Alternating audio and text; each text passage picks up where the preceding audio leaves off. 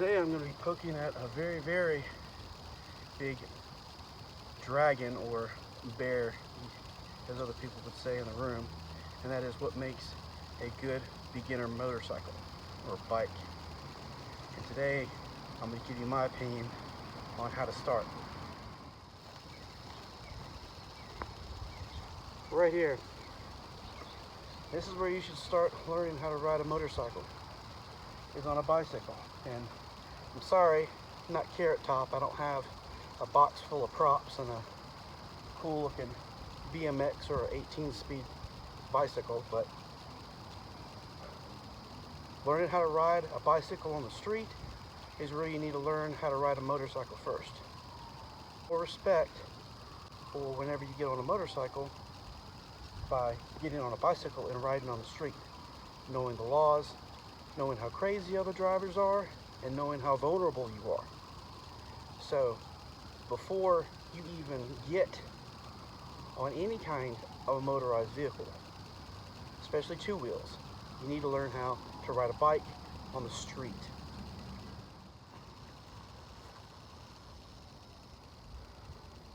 All right, and should this be your first beginner bike? I'd probably say yes and no. If you're a kid, I would say you may want to, have your child hop on a four-wheeler so they can learn the throttle first. Getting on one of these, getting kind of the basics down of the throttle, should be a priority. Balance, how a motorcycle works, do a little bit of off-road with a motorcycle before you get on the street, and spend at least a minimum of a year on a bicycle, riding on the streets, riding on the roads, where it's legal, riding through bad parts of the day whenever traffic is bad, so you have a better respect whenever you get on a motorcycle.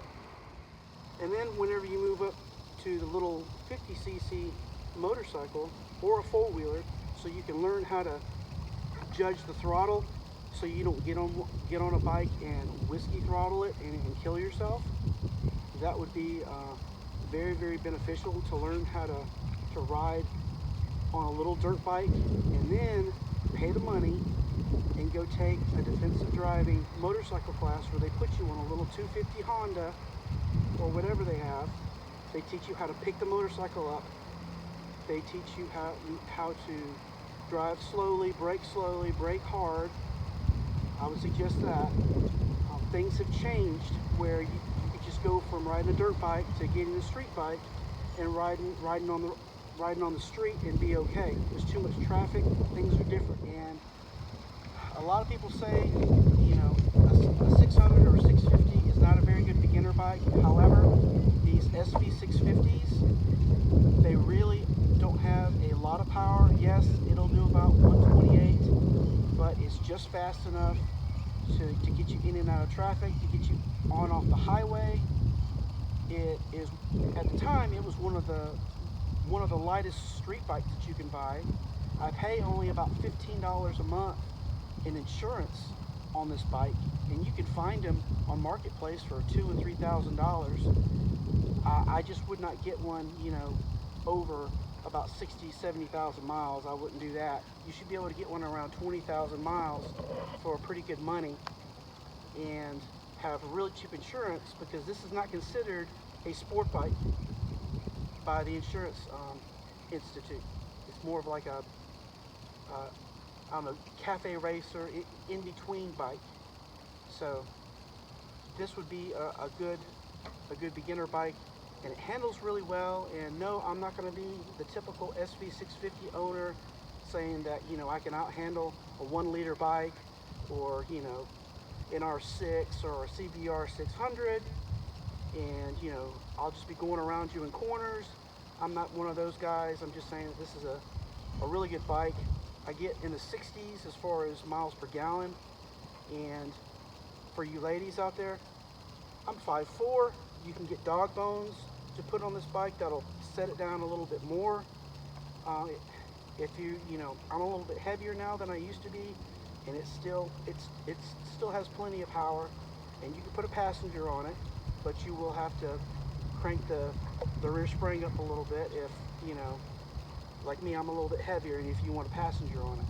So, and there's plenty of aftermarket, and there are SV650 groups. I've got no problem with keeping up with other motorcycle groups in traffic. You know, if they want to go ride 150, that's up to them, but I can keep up with them just fine. It's got plenty of power for a beginner bike, and it's got power down low through the different RPM ranges, so you don't have to, you know, you can be going, you know, 3,000 or 4,000 RPMs and need to pass a car through a dangerous situation or go in between traffic, and you don't have to worry about hitting a power band like you would on an inline 4. That would be another benefit of having an SV650. And it's held up really well.